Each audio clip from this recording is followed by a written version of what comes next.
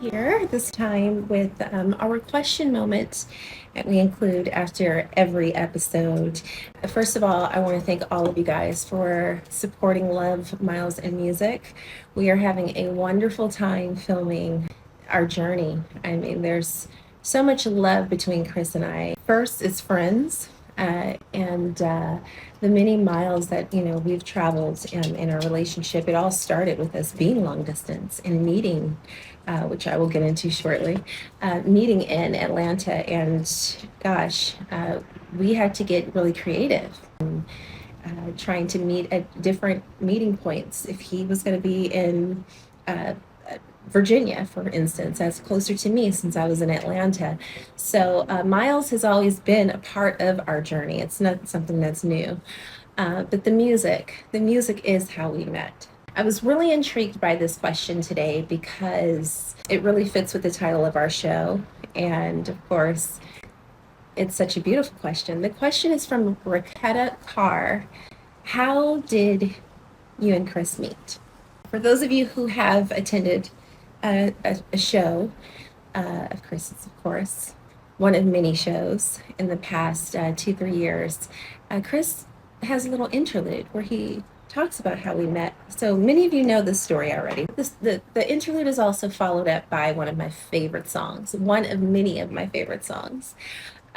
Top tier right now is track number 7, All the Good Times, on this new album, Time has Changed. So if you haven't pre-ordered or you're just waiting for the release date, which is here now, All the Good Times is my favorite. If you guys see me at a show in the upcoming months, years, jamming out to All the Good Times, you'll understand why that has now become my favorite song. Just to You is my baby. Top tier. But anyway, let's get off the music. Let's answer Raketta's question, how Chris and I met. As you can see, the music is really in our blood over here. July 1st, 2021, Thursday. It was a Thursday. I walked downstairs and I always had a Bose radio in my kitchen. I played 91.9 WCLK jazz radio, morning, noon, and night. It was my thing. All of my friends were pretty much connected through radio, whether it was like, evening jazz VJs or promoters, the scene. Like I was a part of it some way, somehow, because I had many friends in the genre and it kind of kept me connected. So I loved having it on just so I can kind of know what's going on the scene. Anyway, it's about 8 o'clock that morning, and the VJ says, Chris Standring tonight at Sweet Food Lounge. And I've got tickets for caller number 9. Something about calling into the radio is like, I don't know, it's fun trying to see if you would become the 9th caller. And it's sort of retro now, it's something cool about it. But anyway, I call. And the minute I call, she picks up. She's like, my 9th caller. Who is this?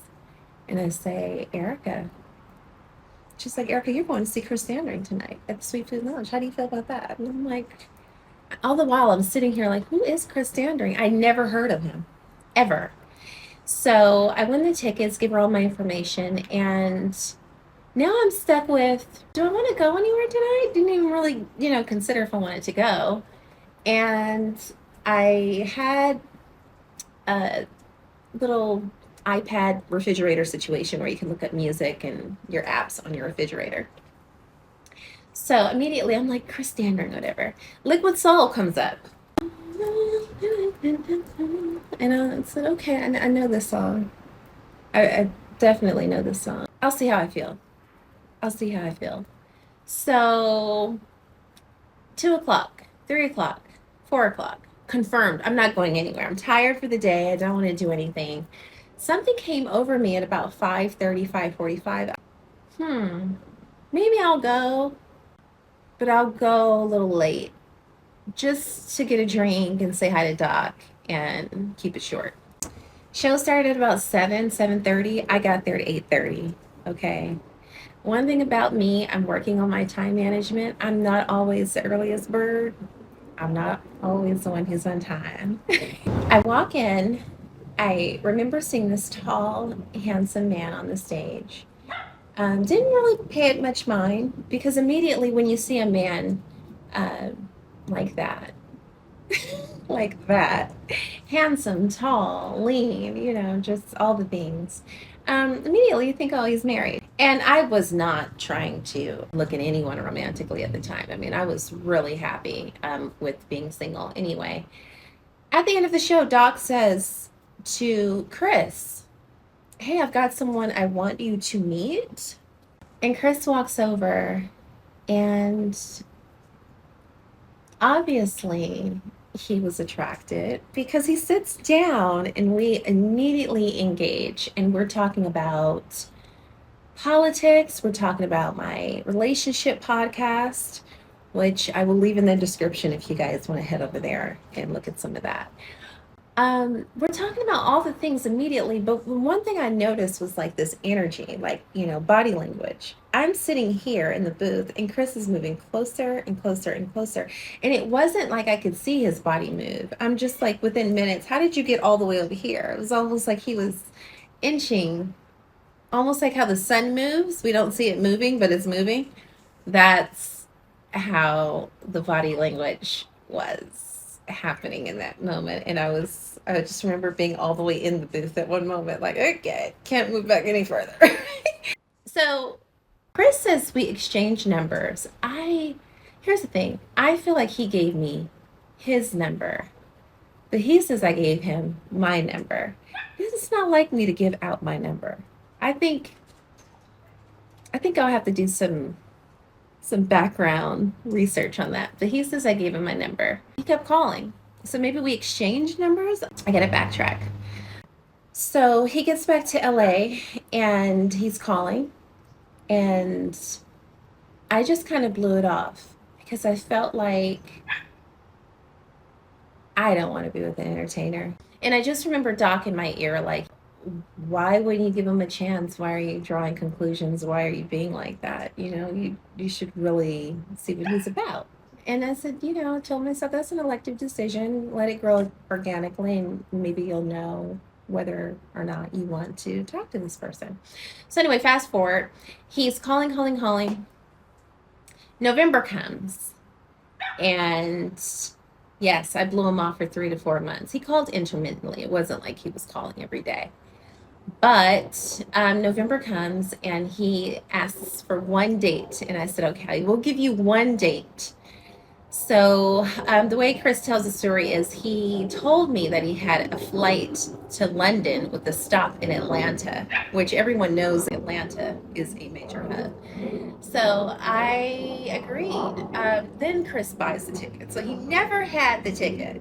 So it's good to know that now because I'm like, I dated and married a liar. No, I'm kidding. So that evening, I am inserting clips because I'm so grateful for one that we can relive the moments from our first time experiences with one another, the time we met, and the first night we had our first date. It was amazing. It was absolutely amazing. And he really, when I say he stole my heart that evening, it was snowing. And after dinner, I thought what was so sexy and movie-like and romantic was the fact that he just wanted to go for a walk. It wasn't like, most people go get in their car and they say goodnight. But he said, let's just go for a walk. And I was like, I've never gone for a walk with a man before. Not after dinner. It was like he was slow and sensual and, thoughtful and sincere. Everything was just no pushing up, just he wanted to be there. And I felt safe. That's one thing for me in a friendship or relationship. I love to feel safe in any relationship. It's a real defining moment. He twirls me around while we're walking in the snow. And it was almost like we were dancing because the ice slipped me into him. And he didn't try and kiss me. He just hugged me. And then he sat down on a stoop in front of a house. And I was standing above him and he was here. And in that moment, I could still feel what I felt in that moment. I was just smitten. Absolutely smitten. I didn't want the evening to end. I knew I liked him, and I absolutely knew that I would see him again. So from there, it was endless conversations on the phone. We FaceTimed. December 19th, 2021, we made it official that we were in this thing together. We're in this love together. um, I went to go see my mom, and when she dropped me off, she didn't know that I was flying to LA, not back to Atlanta, until the end of my LA trip.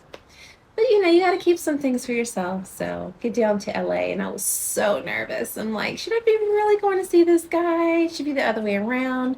But he'd already come to Atlanta, so I felt like it should be reciprocal, show interest. It was an enchanted weekend, and everything was, again, it was baby steps, and I felt safe and I felt secure, and I felt like this was the kind of love that I longed for. Like I'd finally met the man of my dreams. A little history, and I will insert this clip on my relationship podcast. Exactly 1 month before I met Chris, my panelists and I talked about the kind of person we would desire to be with at this time in our lives, 40s plus. We've dated the people whom we've dated, and they serve their purpose. Now, who we are today. Who would you date? Who would you want to be with if you had a choice?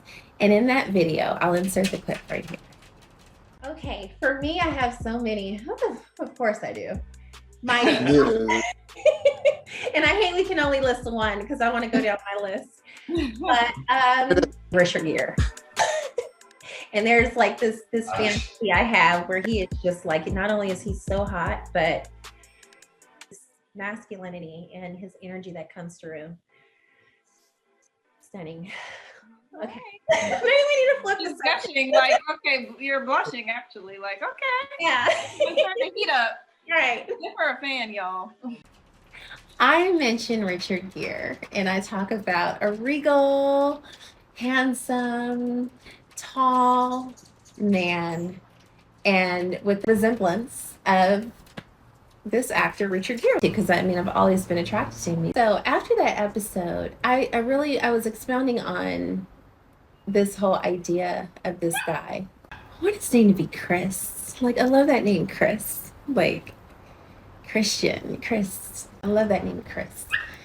And I don't know why. Like, I just ran with this whole thing that evening because it was a topic of discussion, and my discussions always make me think because this is my podcast. This is something I'm passionate about.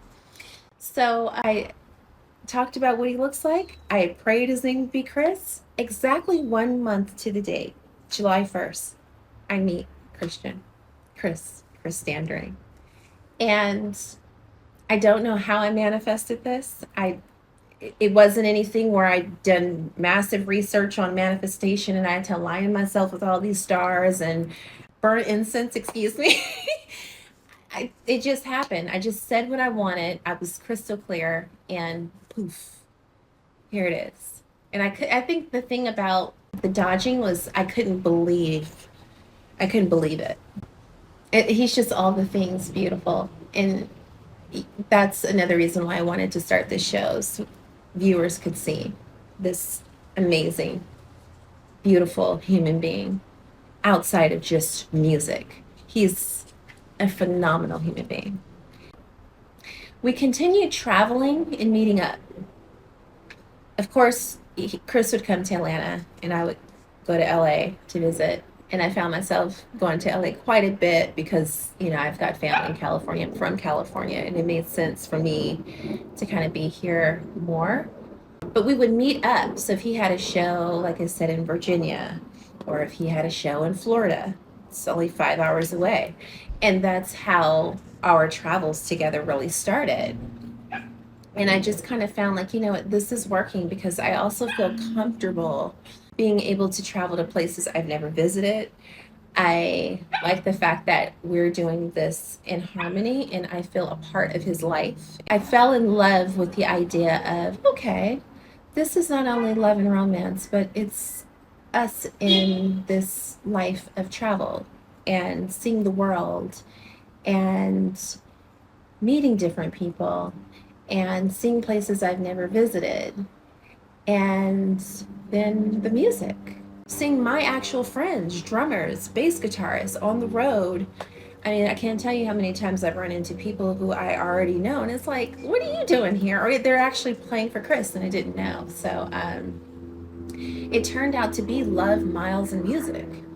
And that's how our relationship was conceived. That's how it was birthed. That's what it is. And that's what it is today. Fast forward 2023, really the end of 2022, COVID was pretty much over. And I said, you know what, somebody's got to move. And I think it's going to be me because my mom and my son and my grandmother, my family, whatever, they live in Cali. And Chris had no interest, zero interest in moving to Atlanta. So I moved and he wanted me to move in with him. No, we're not doing that. This young lady got her own place, but I said I'm going to give this relationship a steady 6 to 9 months before I make another decision for my life in terms of, permanent housing, where I would like to live in California, so forth. I don't believe in allowing relationships to go on for 3, 4, 5 years. When you kind of know, you know. And because we're now officially in the same city, same town, I was in Studio City, he was in Sherman Oaks, but we were within, a decent mile radius. I felt like, you know what, we have plenty of time to date, vet, and figure this thing out. And we had done all the vetting we could possibly do, being long distance. So there wasn't really much else to know outside of seeing this person on a daily, their mannerisms, and are they clean? How's their hygiene? What do they like when they get frustrated? That sort of thing. July 1st, 2023. Chris proposed.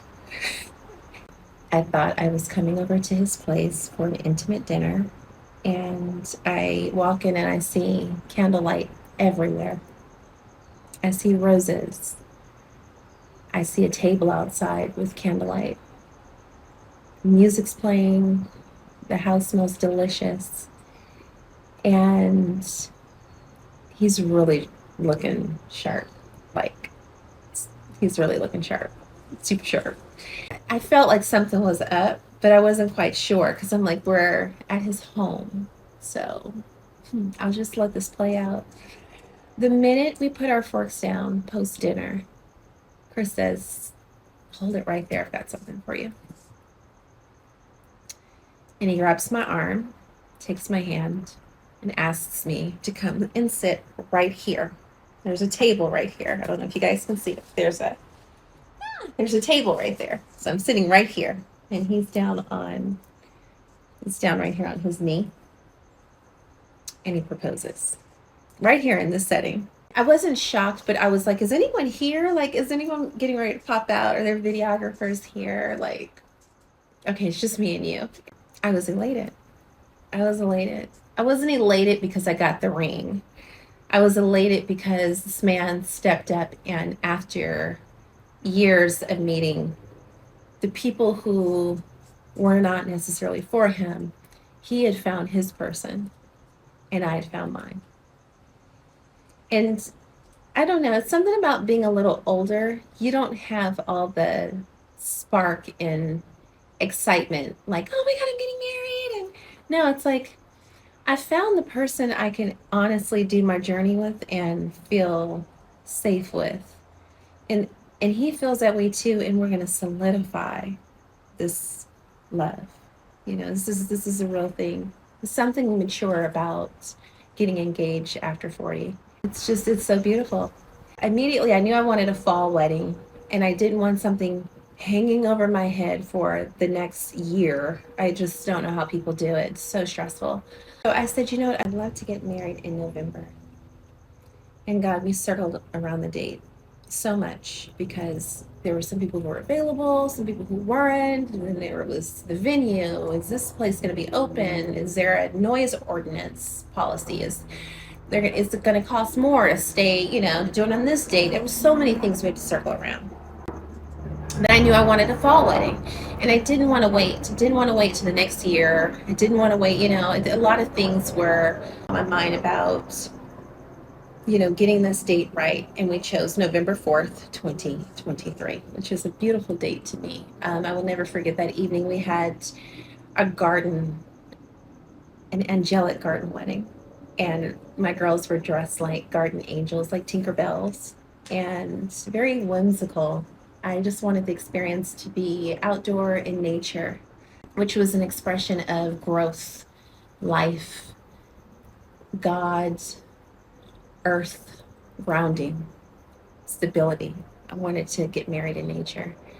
I wanted few people there because I wanted it to be intimate, and I wanted soul food because I wanted that food that was going to be enriching to my soul. Little did we know we didn't get to eat on our wedding night because we were just all the things all over the place, from pictures to people. We didn't even get to eat our own food. I didn't really get to see my own wedding, to be honest. But if you are interested in watching our wedding video, that too will be here in the description. And yeah, today, fast forward, we have been together now for 4.5 years, married for 2.5 years. And it's been remarkable. I have never known someone to test me in a way that's uplifting, upbuilding, indirect, and inspiring and spiritual. I learned discipline. I learned love. I learned quality, true quality. I learned class. I learned humor, vigor, tenacity, strength. I learned humanity. To me, Chris has always been a husband. He just didn't have the person who can embrace all that he is. It can be too much for a person to be with a person of such greatness. And I'm not just boasting and speaking him up. Someone has to be ready for that. You have to be ready for that. You have to be ready to take that on. And he never found the person, in my opinion, and in listening to the stories and reviewing the past, he did not find the person who could actually handle all of who he is. He is a beautiful, beautiful person. So that's it. That's how we met. That's our story. And I hope the clips help to kind of make it real and to kind of give you guys a glimpse. And if you'd like to follow us, you can follow us over at Instagram, christianerica.com, where we share all of our memories, our trips, our travels, our love, our stories. So you can follow me individually at ericanicholemason on Instagram or Facebook. And then, of course, Chris has his Instagram, chrisstandring1. And we hope you guys continue to enjoy. And thank you so much for supporting us. Raquetta Carr, thank you for the question, and to all of you. Thank you. What do you say we can be?